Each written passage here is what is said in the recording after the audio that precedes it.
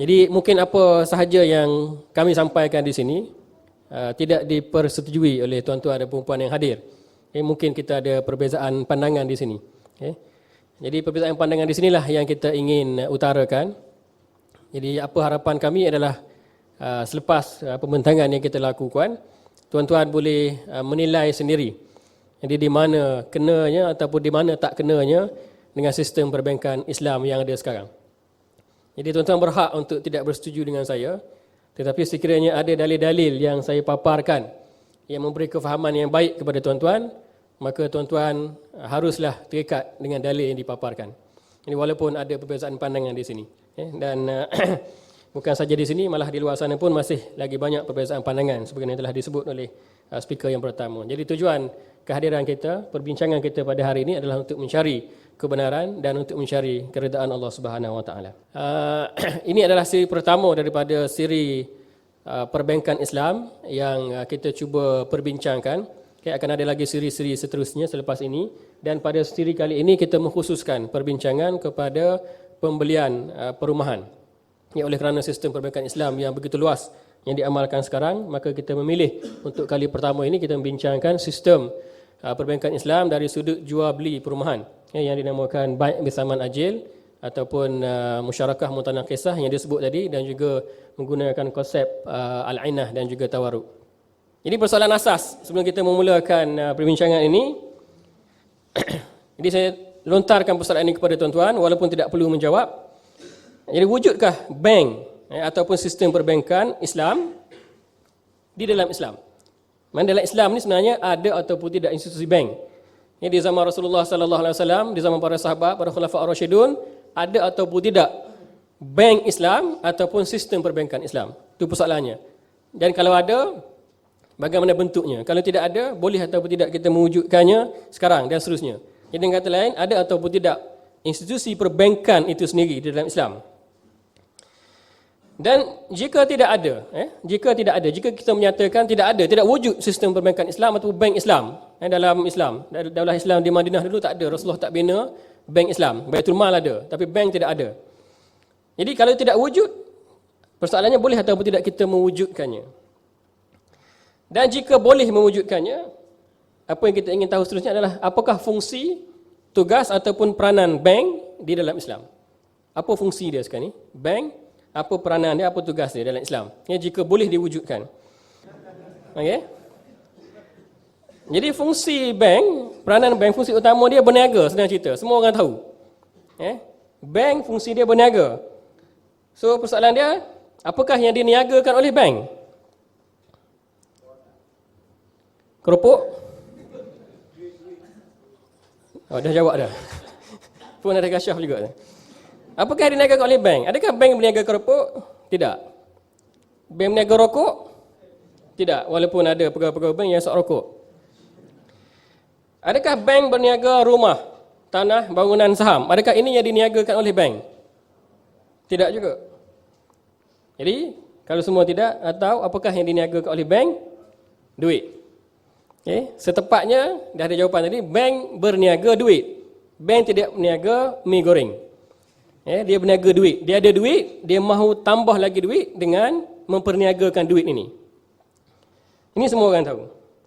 Jadi bagaimana duit nak tambah jadi duit? Ada duit 100,000 nak tambah jadi 200,000. Bagaimana duit nak diperniagakan untuk menghasilkan lagi duit? Produk tak ada. Kalau ada buku boleh jual. Buku saya beli RM20, jual RM30, dapat RM10. Ini saya tak ada apa-apa. Saya cuma ada duit tapi saya nak berniaga dengan tuan-tuan. Saya ada RM10, saya nak RM20. Macam mana saya nak berniaga? Saya bagi pinjam pada tuan-tuan RM10, tuan-tuan bayar balik RM20. Kan? Itu berniaga duit nama dia. Itulah yang dikatakan sebagai riba. Yang berniaga duit itu, itulah yang dikatakan sebagai riba. Dengan kata lain, kita memberi pinjaman atau memberi hutang dan dibayar balik dengan lebih banyak lagi. Kita telah meletakkan syarat begitu, jadi itu riba. InsyaAllah semua orang faham. Riba ini diperolehi, perniagaan ini keuntungan daripada pemberian pinjaman ataupun hutang. Dan umat Islam yang sedar ataupun yang bertobat mungkin telah mengambil sebelumnya, maka umat Islam itu tidak akan mengambil riba. Apa jadi kepada bank? Kita dah beritahu fungsi bank adalah sebagai peniaga. Bank ini berniaga. Apabila umat Islam tidak pergi kepada bank, tidak mengambil riba, maka ini akan merugikan seorang peniaga. Okay? Bank akan rugi. Bila bank rugi, oleh kerana sifat sebagai seorang peniaga, maka dia terpaksa memikirkan ataupun mencari jalan lain untuk menghalalkan perniagaan mereka. Okay? Ini perniagaan haram. Umat Islam faham. Umat Islam tak mahu datang, tak mahu beli produk ini haram. Maka bank kata tak. Okey, kami dah tak jual dah benda-benda haram ni, kami jual benda halal ya. Okey, apa? Bagaimana dan sebagainya insya-Allah kita akan bincangkan. Jadi, bank sebagai peniaga terpaksa mencari jalan lain untuk menghalalkan perniagaan ini. Jadi, apakah jalannya? Bagaimana jalan untuk menghalalkan perniagaan yang haram tadi? Maka ditubuhkan bank Islam ataupun memperkenalkan skim perbankan Islam. Yang tadi konvensional, maka yang ini Islam. Yang konvensional tu ada riba haram, yang Islam ini kita sama-sama tengok. Ada ataupun tidak. Okey, saya bagi contoh yang mudah dulu, baik bisaman ajil. Baik bisaman ajil. Saya terangkan sedikitlah, refresh. Kita nak beli rumah, kita pergi berjumpa developer.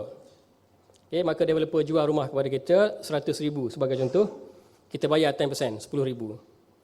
Kita tak ada duit cash, 90,000. Maka kita pergi kepada bank. Untuk ambil 90,000 untuk bayar pada developer, pemaju. Bank kata, kami tak beri pinjaman. Kami tak beri pinjaman, jadi kamu tak boleh ambil pinjaman. Ini bank Islam. Kami beri pembiayaan. Okey, macam mana pembiayaan itu dibuat? Okey, gini, kata bank. Kamu jual rumah yang kamu beli tadi kepada aku dengan harga 90,000, dengan harga sama yang kamu beli. Okey? Dan aku akan jual balik kepada kamu dengan harga 400,000. Faham? Kau dah mula keliru dah. Jadi bank menyatakan hujah dia, oleh kerana kamu inginkan cash dan kamu tidak ada cash, maka aku beri kamu pinjaman ni cash, kata dia. Jadi aku beli rumah daripada kamu 100,000, 90,000 jadi maaf, dan aku jual balik dengan harga 500,000 dengan harga tertangguh ataupun bayaran tertangguh. Maksudnya kamu bayar kat aku slow-slow, ansur-ansur.